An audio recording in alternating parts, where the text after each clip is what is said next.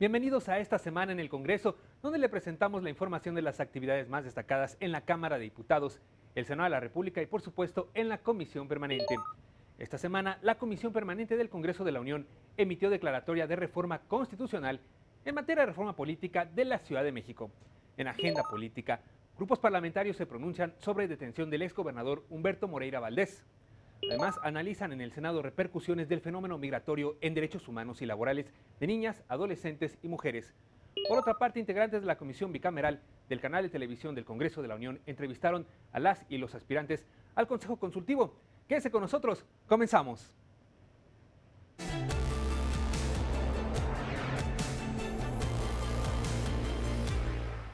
Comenzamos con la información.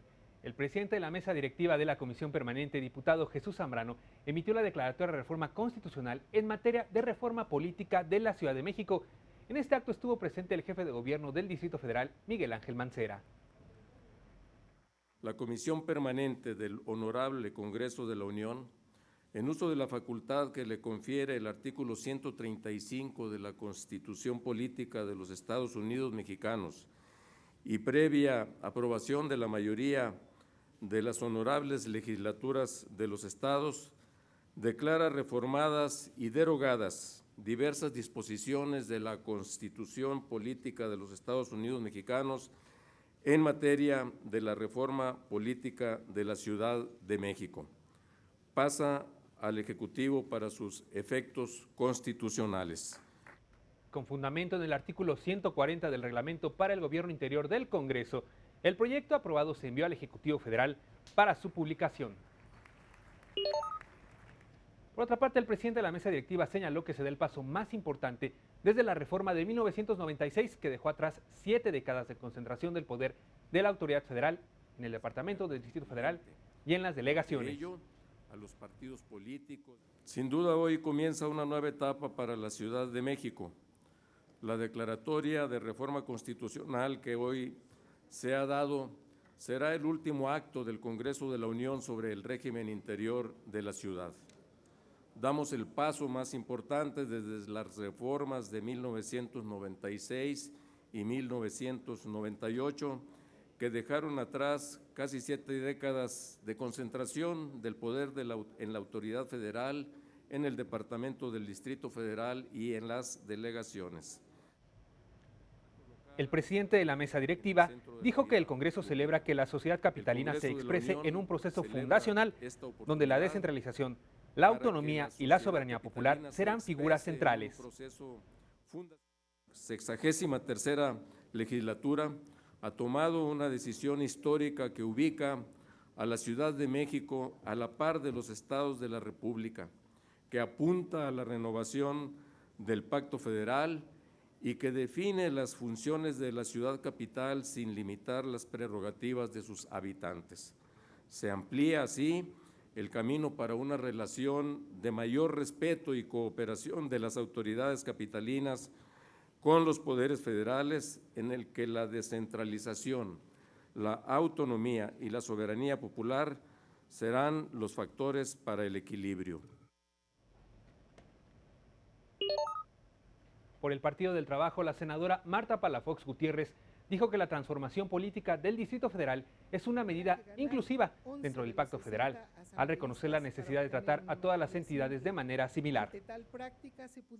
Sin lugar a dudas, es una reforma inclusiva en términos del Pacto Federal. Recordemos que el federalismo apela al reconocimiento de fuerzas distintas al poder central, capaces de crear su propio marco jurídico político, pero siempre acatando lo que ordena la Constitución Política de los Estados Unidos Mexicanos. Sin embargo, la senadora lamentó que la integración de la Asamblea Constituyente se lleve a cabo a partir de cuotas, lo que resulta, dijo, contradictorio al otorgamiento de la autonomía a la Ciudad de México. Se debe entender que este proceso, que pretende dotar de mayores instrumentos, mecanismos y estilos de vida democráticos para la capital del país, la cual se ha caracterizado por ser progresista y de vanguardia, surgirá en medio de la imposición por parte de los partidos políticos mayoritarios. Por parte de Nueva Alianza, el diputado Alfredo Valles Mendoza celebró el reconocimiento a la Ciudad de México y a sus ciudadanos. Se manifestó en pro de la reforma al asegurar que los derechos políticos de los ciudadanos son ampliamente reconocidos. Constituye una nueva ocasión para que los ciudadanos de la capital den muestra de su madurez política, pero más aún, para que quienes tendrán la enorme tarea y privilegio de conformar el constituyente de la capital del país, tengan en cuenta que de la redacción de esa ley suprema derivará el correcto funcionamiento de una metrópoli que debe estar acorde a las necesidades de todos sus habitantes. El legislador explicó que en la Ciudad de México conviven las más diversas formas de vida y de ideas. Lo anterior debe reflejarse en la redacción de esta nueva Constitución. El Producto Interno Bruto local fue equivalente. Nos sentimos orgullosos de haber formado parte de la legislatura que, por fin, saldó una deuda centenaria con esta ciudad. Celebramos este acontecimiento y trabajaremos desde nuestro espacio para que nuestra ciudad sea ejemplo de una metrópoli inclusiva, respetuosa de los derechos humanos, de la transparencia y de la sustentabilidad. La senadora Marta Angélica Tagle Martínez lamentó que la reforma no haya contemplado la participación ciudadana en la Asamblea Constituyente. En voz de la ciudadanía, esta reforma le quedó a deber, ya que la reforma aprobada el 15 de diciembre pasado traiciona la vocación democrática de todo proceso constituyente que se legitima con la participación ciudadana. Niega el derecho a la ciudadanía de participar en las decisiones que nos afectan y configura una asamblea constituyente. La senadora solicitó al jefe de gobierno, Miguel Ángel Mancera, y las cámaras del Congreso que al menos la mitad de los asambleístas que se designen sean mujeres, a fin de garantizar la paridad de género. Me permito solicitar que, en aras de las facultades que tiene y en virtud de que le tocará designar a algunos de los constituyentes que participarán en este nuevo proceso democrático, que al menos la mitad de los que se integren sean mujeres, para poder cumplir con la paridad. Al grupo parlamentario de Morena, la reforma de la Ciudad de México no le convence. Así lo dio a conocer a través de la diputada Rocío Nale, quien resaltó la concepción antidemocrática que se utilizará para elegir a los diputados constituyentes.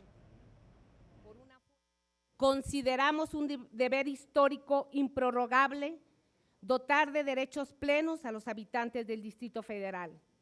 Coincidimos en que la Ciudad de México debe dejar de estar sujeta por los poderes federales. Se pronunció por establecer mecanismos que garanticen procesos participativos para evitar autoritarismos y abusos de poder. La diputada reiteró su postura en contra de la designación de diputados por partidos políticos, advirtiendo que ello será legal, pero no legítimo. Instruyen la reinstalación de una asamblea constituyente de la Ciudad de México compuesta por 100 diputados. 60, como ya lo mencionaron, de facto serán designados por los partidos políticos, no por los ciudadanos del Distrito Federal. Por si fuera poco, los otros 40 diputados serán designados por el Poder Ejecutivo, el jefe de gobierno, el Senado y la representación nacional. La aprobación de la reforma política de la Ciudad de México es un acontecimiento histórico, así explicó la diputada del Partido Verde Ecologista, Sharon Cuenca. El día de hoy es un día. Le daremos una constitución política, ya no un estatuto de gobierno, una constitución política que nos pondrá en primer nivel a todos los ciudadanos.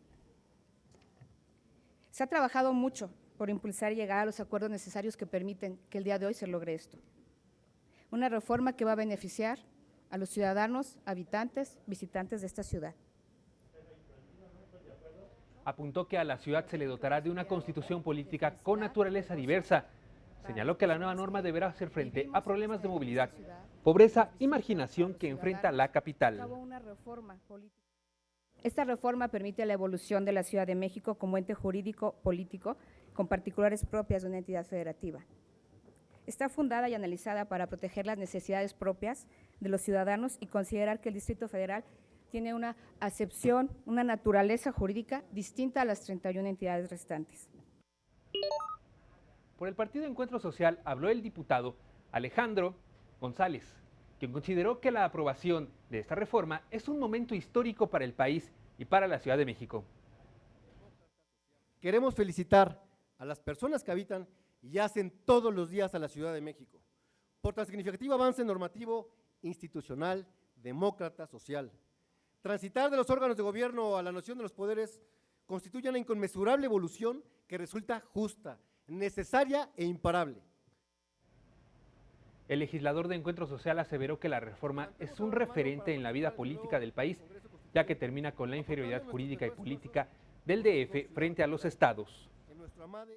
No más un estatuto de gobierno desde la federación. Ahora, no habremos de concluir el primer mes del 2017 sin que exista una constitución propia. La que su ente congresional, hoy día la Asamblea Legislativa, será capaz de reformar y modificar con las restricciones usuales de la Constitución General.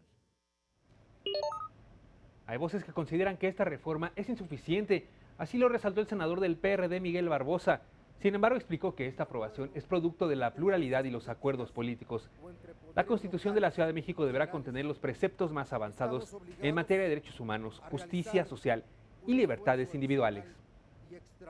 La Constitución de la Ciudad de México deberá ser la más progresista, la más liberal, la de mayor justicia social. En su contenido tiene que expresarse el pacto fundante de la Ciudad de México. En sus artículos, plasmar los derechos y las libertades por los que la ciudadanía capitalina ha luchado durante muchos años. Dijo que lo ideal sería que en este proceso constituyente el jefe de gobierno y el presidente de la República designen como sus representantes a voces, visiones y opiniones que aporten a la construcción del pacto social de la ciudad. Hago un llamado a los partidos políticos para que incluyan en sus listas de candidatas y candidatos a diputados constituyentes a voces ciudadanas que aporten al análisis y debate de este importante proceso y no se sujeten los partidos políticos solo a sus cuadros partidarios. La senadora de Acción Nacional, Mariana Gómez del Campo, aseguró que a pesar de ser una reforma parcial, acotada e incompleta, con la declaratoria de la reforma política del Distrito Federal, se abre la puerta para terminar con el aislamiento político y el retraso que ha sufrido la capital del país. Con esta declaratoria se cierra un proceso de debate en el Congreso de la Unión, principalmente en el Senado de la República, que estuvimos discutiendo a lo largo de 3 años. Se cierra este capítulo de la reforma constitucional, se abre ahora una etapa igual de relevante que será la integración de la Asamblea Constituyente, de la que emane en enero del 2017 la Constitución local. El Partido Acción Nacional continuará presentando propuestas puntuales para que la reforma no termine en letra muerta o en un cambio cosmético. Hacemos votos para que la Constitución local sea la herramienta que necesitan los capitalinos para vivir mejor. Seguiremos presentando propuestas muy puntuales para que esta reforma no termine siendo letra muerta o solamente un cambio cosmético. Es ahora o nunca que logremos darle entre todos, insisto, satisfacción a la gente. Enrique Burgos, senador del Partido Revolucionario Institucional, destacó que a lo largo de los años hubo diversas propuestas para lograr la reforma política que han aportado al debate democrático para la transformación de la Ciudad de México y que hoy se consolida para cobrar todo su vigor y mayor realce de los derechos políticos de los ciudadanos. Un régimen constitucional. Esta reforma es a un tiempo un punto de llegada y también un punto de partida. Es un punto de llegada porque arribamos a una nueva generación de instituciones políticas y de gobierno y a un nuevo orden para normar las relaciones entre los poderes federales y su sede para el ejercicio de sus funciones y los órganos responsables del gobierno de la ciudad. La reforma política es un punto de partida de la participación democrática, de inclusión social y aspiración del mayor bienestar para la capital, así lo expresó el senador. Lo que ahora testimoniamos es y será la impronta de un nuevo orden constitucional para la ciudad capital de los mexicanos. En la pluralidad de la nación y con pleno sentido democrático e incluyente, hemos arribado a una reforma constitucional que realza los derechos políticos de los habitantes de la Ciudad de México. Pero veamos ahora cómo se conformará la Asamblea Constituyente de la Ciudad de México.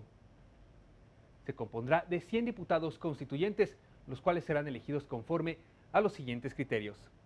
Serán elegidos conforme a lo siguiente. 60 se elegirán según el principio de representación proporcional mediante una lista votada en una sola circunscripción plurinominal. 40 serán designados por organismos federales de la siguiente manera. 14 senadores designados por el voto de las 2/3 partes de los miembros presentes de la Cámara a propuesta de su Junta de Coordinación Política. 14 diputados federales designados por el voto de las 2/3 partes de los miembros presentes de la Cámara a propuesta también de su Junta de Coordinación Política. Los legisladores federales designados como diputados constituyentes en términos del presente apartado y el anterior continuarán ejerciendo sus cargos federales de elección popular sin que resulte aplicable el artículo 62 constitucional. El jefe del Ejecutivo podrá designar a 6 legisladores constituyentes y el jefe del gobierno del Distrito Federal designará a otros 6. Por otra parte, esta semana en el Pleno de la Comisión Permanente, en el apartado de Agenda Política, los diferentes grupos parlamentarios subieron a tribuna para hacer comentarios relativos a la detención del licenciado Humberto Moreira Valdés, ocurridos en días pasados en España. Al político mexicano se le investiga por lavado de dinero, entre otras imputaciones. Tenemos un problema grave. Resulta vergonzante que no solo para la justicia mexicana, sino para nuestro país, que otros gobiernos sean más efectivos en la investigación de los delitos y la aplicación de la justicia. A políticos mexicanos que el propio gobierno mexicano, en particular que los gobiernos de Estados Unidos y España hayan acusado de corrupción a un político mexicano antes que nuestras propias instituciones. Es un hecho que la impunidad, la corrupción en este país es un lastre que cargamos. Tuvo que ser en España, tiene que ser en el exterior donde se exhibe. Hoy nos da tristeza, lamentamos profundamente los mexicanos que estemos etiquetados como los países más corruptos del país, del mundo. Nos manifestamos en contra del trato político que se le está dando a este caso, así como ya lo hemos hecho en el pasado cuando se trata de la violación del debido proceso. Porque lamentablemente en España como en México existen personajes que por un minuto de fama prefieren filtrar información que pone en riesgo las investigaciones, pero sobre todo daña la integridad de la persona, independientemente de la opinión que se tenga respecto de la misma y de las consecuencias legales que haya. Cuidado con el mensaje que le mandamos a la sociedad. En una sociedad con la fe que tienen las instituciones menguante y que casos como el del imputado Moreira ayudan a formar esta opinión en la ciudadanía. ¿Qué se les va a decir? Que seamos pacientes, que tengamos fe en el imputado, que el imputado Moreira es un hombre de honor y de bien. ¿Acaso caeremos en la apología de su buen gobierno, macarela de argumentos frente al tiburón de la realidad? Les digo y les aseguro que este es la punta del iceberg y que en Coahuila hay 36,000 millones de pesos de deuda que todavía no nos han explicado dónde están. Y eso que no estoy contando todos los millones, 17,000 millones de pesos aproximadamente, que se han pagado ya a favor de esta deuda en los 4 años de gobierno y que más sin embargo seguimos debiendo alrededor de 34,000 millones de pesos. En este y en cualquier caso que implique actuaciones judiciales, lo que debemos pedir a coro es que se aplique y se respete la ley, aquí y en China, aquí y en España. Porque peor noticia sería que existieran instancias, grupos o personas que para procesar los temas políticos manipulando la justicia. Mal si es aquí, peor si es en otra parte. En este y en todos los casos es imprescindible separar a las personas de las instituciones. Vamos ahora a un corte y continuaremos con más información. Mientras tanto, lo invito a visitarnos en nuestro portal de internet www.canaldelcongreso.gov.mx, donde podrá encontrar noticias, galerías y también puede encontrar videos y transmisiones en vivo. Continuamos.